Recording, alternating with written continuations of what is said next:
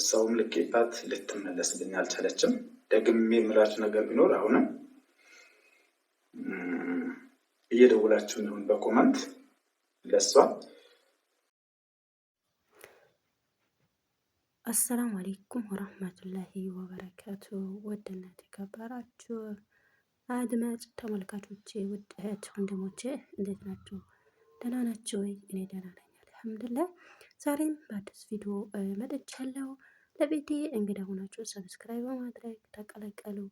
ነባሮቹ ወዳችሁ ፈቅዳችሁ ላይክ ሼር ስለምታደርጉልኝ ከልብ ከልብ አመሰግናችኋለሁ። ክበሩልኝ። ቃላት የለኝም ለእናንተ ማለት ነው። እናመሰግናችኋለሁ ከልብ። አላህ ከይር ጀዛችሁን ያክፈላችሁ። ለዚህ ደረጃ ያበቃችሁኝ አመሰግናችኋለሁ ማለት ነው። ዛሬም የመጣሁበት ቪዲዮ በጣም ያሳዝናል ከምር ማለት ነው። አንድ ሰው ባለትዳር ሆኖ አብሮ ኑሮ ልጅ ወልዶ ከዛ በኋላ ደግሞ መለየት እኔ እንጃ ከምር ናስር አሳዘነኝ። ያው ብቻዬ ነው ቤቱ ጭር ብሎበታል ስል ማለት ነው። ያው ከምር በጣም መሳዘነኝ። እንግዲህ ፊርዶስዬ ያው አላህ ልቦና ያስጥሽ። ያው አንዳንዴ ያው በትዳር ውስጥ ብዙ ነገርን ችለን ማለፍ ግድለናል ማለት ነው። ብዙ ባንቀይም ያው በገባንበትም ሰዓት አይተነዋል። ትዳር ያው መቻቻልን ይጠይቃል፣ ትዕግስትን ይጠይቃል። አንዱ ቢያጠፋ አንድ ማሳለፍ ግድ ይለዋልና ፊርዶስ በጣም ቾካይ ናት፣ ትቾክላለች እንደምናውቀው ማለት ነው። ግን ማን ጥፋተኛ እንደሆነ አላህ ይወቀው።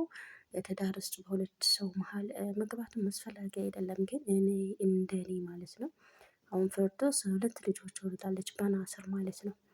ስለዚህ ያንን 2 ልጆች እዛ ሌላ ባል ብታገባ የእንጀራ አባት ለእነዚህ ልጆች ጥሩ አመለካከት አይኖረውም አይደል? በቃ በጣም የሚያስጠላው ነገር እዚህ ነው። ተመልሰን መግባት ባንችልበት ጊዜ የጸጸት ውስጥ ከምንገባ ልጆቻችንን በሰው አይነት በቃ የሰው ፊት ሲገርፋቸው ከዛም ሰው ለመናገር ከልጆቹም ለመሆን በመሀል የሚሆኑበት ጊዜ አለ ማለት ነው። እንደዚህ ተፋቶ ሌላ ሚስት አግብቶ ሌላ ቤት ልጆቻቸውን ይዞ ሄዱ ከአያታቸውም ቢያድጉ አስቸጋሪ ነው። ከራሷም ቢያድጉ አስቸጋሪ ነው። ከአባትም ሚስት ቢቀመጡ የእንጀራ እናት እንደምትዋት ነው። በጣም ከባድ ነው እና ለልጅ ስንል ልጅ ከወለድን ለልጅ ስንል ችግር ይመጣል በትዳር ውስጥ በቃ ችሎ ማሳለፍ ለልጅስ እያሉ መስዋዕትነት መክፈል ያው ግድ ላልና ለልጆች ስትይ ችለሽ ብታድሪ። ምክንያቱም አንቺም ባለታጭም እሱም ሚስት አያጣም። ያው ነገር ግን ያው በመሀል ምንም የማያውቁት ህፃናቶች ይጎዳሉ ማለት ነው። ከእንጀራ እናት ጋር ከእንጀራ አባት ጋር ልጅ መሆን ከምር ወላሂ በጣም ከባድ ነው እና ጥሩ አመለካከት አይኖረውም። ከአያቶቻቸውም ጋር ቢያድጉ ያው ልጆች ጥሩ እንትን ልጅ ከአባት እናቱ ጋር ሲያድግ ነው ትክክለኛ ሆኖ እንትን የሚሆነውና ፊርዶስዬ ያው ሽምግልና ከተላከ ሽምግልናን ተቀበለሽ ለልጆች ስትይ ችለሽ ብታድሪ ባይነን። ምክንያቱም እኔ ከምር እሱ አሁን ናስር አሳዝነኝ ችላችሁ ናስር ሌላ ሚስት ያጣል ሳይሆን በመሀል ያሉ ልጆች በቃ ለምሳሌ ለጊዜው አለ አይደለም ሰው እግርና እግር ይጋጫል። በትዳር መሀል ደግሞ ብዙ ሰው ይጋጫል፣ ይጣላል።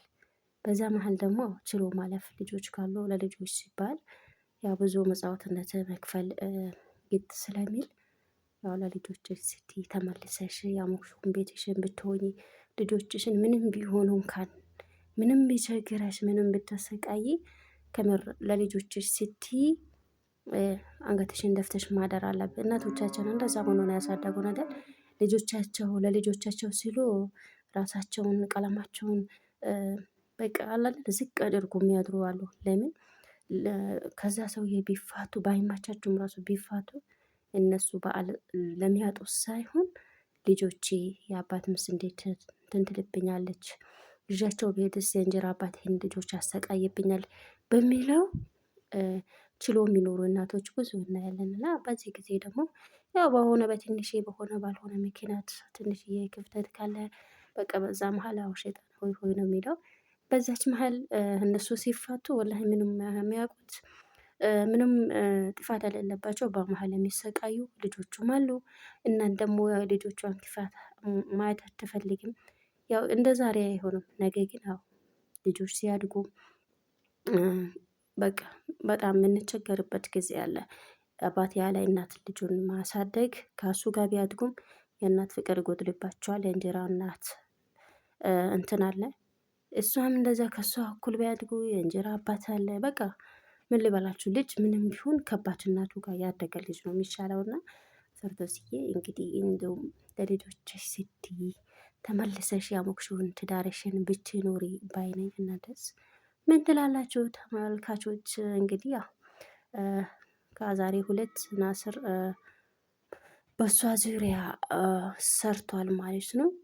በፊርዶስ ዙሪያ ብትመለሱ ተው ከቤተሰብ ይልቅ እኔ ከሚላት ይልቅ ግን እናንተ ብትሏት ትመለሳለች ብሎ ተናግሯል ማለት ነው። ስለዛ እስቲ ከሷ ጋር የምትግባቡም ካላችሁ በዚህ በሶሻል ሚዲያ የምታምኑ የምትመለስ ከሆነ ማክራችሁ ብትመለስ ለልጆቿ ስትል ብታድግ። ያው ጭቅጭቅ አንዳንድ ነገሮች አለመግባባት አለመስማማት በትዳር መሀል ያለ ነው የታወቀ ነው ማለት ነው። የታወቀ ስለሆነ ችሎ ማለፉ ግን አዎ ግድ ይላል። ፍርዶስ ግን አዎ ትንሽዬ ፈጠን ትላለች እና በትዳር መሀል ደግሞ ይሄ ፍጥነት በጣም ከባድ ነው ከሚላችሁ በላይ ከባድ ነው። ትዕግስት ይጠይቃል። ትዕግስት ስለሚጠይቅ ችሎ መኖርን ያው አይቶ እንዳላየ ሰምቶ እንዳልሰማ ሆኖ ለልጆች ሲባል ማለፉ ግን ያው ይበጃል። ያው ስሜታዊ የምንሆን ከሆነ ግን ያው ከራሳችንም አልፈን ልጆቻችንንም ጭምር ይጎዳሉ። ስለዛ እናም አብሽሩ ውድ ቤተሰቦቻችን እስቲ ያላችሁን ሀሳብ አስተያየት ኮመንት ላይ ጻፍ አድርጎ እናም ዱአ አድርጉላቸው አላህ ይመልሰው። ግን ያው ይሄ ሶሻል ሚዲያ ነገር አይታመንም ከመሩ ማለት ነው። ያው አንዳንድ ቻናሎች ጭር ስልባቸው የማይሆነን ውሸትን አምጥተው ይናገራሉ። ያው እኔ እውነት መስሎኝ ከምርና ስር እስከ ዛሬ እንደዛ አይነት ነገር ወጥቶ ሲያወራ አላየውምና ምናልባት እውነት ነው ብዬ ትንሽ ውስጥ እንትን እያለ ነውና ብቻ እውነት ያደርገው የውሸት ይሁን ብቻ እንግዲህ ሀሳብ አስተያየታቸውን ኮመንት ላይ ጻፍ አድርጎ ለነበረን ቆይታ ከልብ ከልብ አመሰግናለሁ።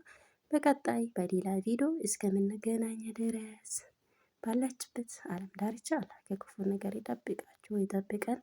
አላህ ሀገራችንን ሰላም ያደርግልን፣ የተጣሉትን ያስታርቅልን፣ ጥላቻ ጦርነትን በቃችሁ ይበላል ማለት ነው። ያው ላይክ ሼር ማድረጋችሁን አትርሱ። ነባሮቹ ቤተሰብ አልሆናችሁ ቤተሰብ እንድትሆኑ በአክብሮት ጠይቃችኋለሁ።